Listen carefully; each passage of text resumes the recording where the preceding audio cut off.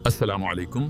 کیا آپ نے کبھی غور کیا ہے کہ یہودی اتنے طاقتور کیوں ہیں؟ قدر مشکل بھی ہے، وضاحت طلب ہے۔ دیکھیے، یہودیوں کو ایک سہارا ملا ہے۔ قرآن مجید میں کہیں یہ نہیں کہا گیا کہ ان کی کوئی قوم نہیں ہوگی، کوئی وطن نہیں ہوگا، کہیں نہیں کہا گیا۔ ضربت علیہم الذلۃ اینما ثقفوا الا بحبل من اللہ وحبل من الناس۔ ان پر ذلت تھوپ دی گئی ہے مگر کہیں اللہ کی پناہ کی وجہ سے یا لوگوں کی پناہ کی وجہ سے۔ یہ حبل من الناس کے حوالے سے آج انہیں دنیا میں سہارا ملا ہے۔ عیسائی دنیا ہے جس نے ان کو سپورٹ کیا ہوا ہے، ان کی اپنی حیثیت کچھ بھی نہیں۔ یہ تو سن 73 میں ختم ہو جاتے۔ گولڈا مائر جو تھی اس وقت کی وزیر اعظم، وہ خودکشی کرنے کا فیصلہ کر چکی تھی جب سن 73 میں بارلیو لائن کراس کر لی ہے مصریوں نے، جسے یہ کہتے تھے کہ یہ تو ناممکن ہے، اس کو کوئی کراس کر ہی نہیں سکتا۔ تو مصریوں نے 1967 کی شکست کا داغ جو تھا اپنے چہرے پر سے دھو دیا تھا، بارلیو لائن کراس کی رمضان سن 73 میں، اور اس وقت جو ہے یہ خودکشی کرنے پر آمادہ ہو چکی تھی۔ وہ تو پھر امریکہ کا جو اسلحہ کا جو انبار آیا ہے وہاں پر، تو امریکہ نے شکست دی ہے، پھر جو دی ہے مصر کو، وہ اسرائیل نے تو نہیں دی۔ تو اس وقت بھی قرآن مجید کے ایک لفظ کے حوالے سے ہم ان کا جو یہ بھی اس وقت کا ابال ہے، عارضی ابال ہے، یہ ابال شروع ہوا 1917 سے، اور اب یہ اپنے عروج کو پہنچ رہا ہے۔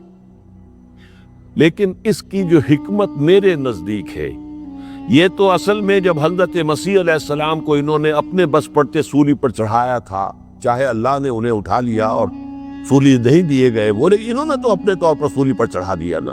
یہ عذاب الہی کے مستحق اسی وقت ہو گئے تھے، لیکن ان کو ایکسیپشن کے طور پر اللہ نے رکھا ہے۔ مجھے یہ حکمت معلوم ہوتی ہے کہ امت مسلمہ جب سزا کی مستوجب ہو جائے گی اور اس کا جو بہترین حصہ ہوگا عرب، ان کو سزا ان ملعونوں کے ہاتھوں دلوائی، اور وہ ہو رہا ہے آج۔ پوری عرب قوم عیسائی ان کے سامنے سر جھکا کے کھڑی ہوئی ہے۔ سارے کے سارے جو میڈرڈ میں جا کر حاضر ہو گئے تھے، جو ایک کمرے میں برداشت نہیں کرتے تھے کہ اسرائیل کا نمائندہ بھی ہو اور ہم بھی ہو، ایک میز پر بیٹھنا تو بہت دور رہا، جا کر میڈرڈ میں سب کے سب لائن لگا کر کھڑے ہو گئے، اور وہاں سے ان کی گفتگو شروع ہو گئی۔ اور جناب آپ کے شاہ حسین بھی جو فوت ہو گئے، اللہ انہیں معاف کرے، وہ بغل گیر ہوا تھا۔ کزنز اب یاد آ گیا، ہم تو کزنز ہیں، آپ بنو اسماعیل ہیں اور آپ بنو اسرائیل ہیں، ہم تو کزنز ہیں۔ یہ سارا کچھ ہوا کہ نہیں؟ یہ انتہائی ذلت ہے یا نہیں؟ جس کے ساتھ بات کرنے کو تیار نہیں تھے، آج اس کے ساتھ صلح کی گفتگو ہو رہی ہے، اور تقریباً سب نے تسلیم کیا ہوا۔ اور جیسا کہ میں نے عرض کیا، وہ دور نہیں ہے۔ اب یہ ڈیڈ لاک یروشلم پر ہو رہا ہے، اور یہ ایسا ڈیڈ لاک ہے کہ اس کا پیسج ممکن ہی نہیں۔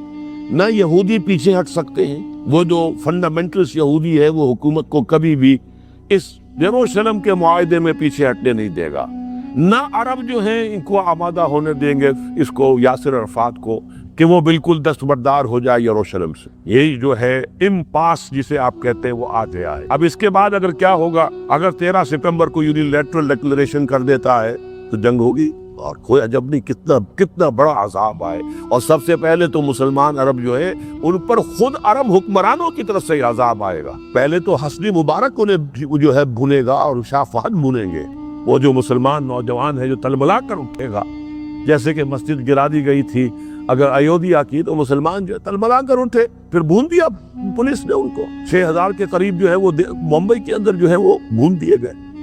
ایسے ہی ہوگا۔ تو یہ حالات بہت خراب ہیں جو آ رہے ہیں، اس لیے ہم کہہ نہیں سکتے، لیکن یہ کہ جب بھی اللہ کرے گا ہمیں اس کے لیے تیاری کرنی ہے ذہناً۔